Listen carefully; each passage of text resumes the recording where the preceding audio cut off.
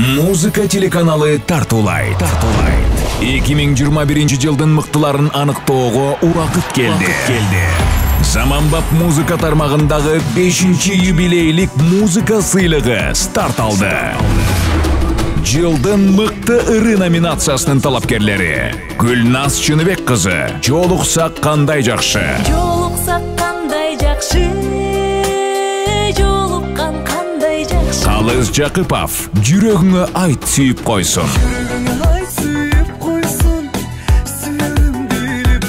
Нурлан Насип «Ата». Тилегим атам, тирегим атам.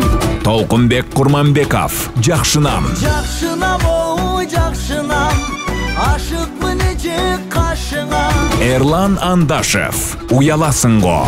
Сүйөмүн десем уяласыңга, сүйгүмдү карап ураласыңга. Добуш берүү үчүн 3W чекит, КТРК чекит KG сайтына кирип, сиз мыкты деп эсептеген бир инсанга добуш бере аласыз. Эскертүү: добуш берүү бир айлампа менен гана 4 декабрдан 10 декабрга чейин болот. Мыктылардын мыктысын биз менен бирге тандаңыз.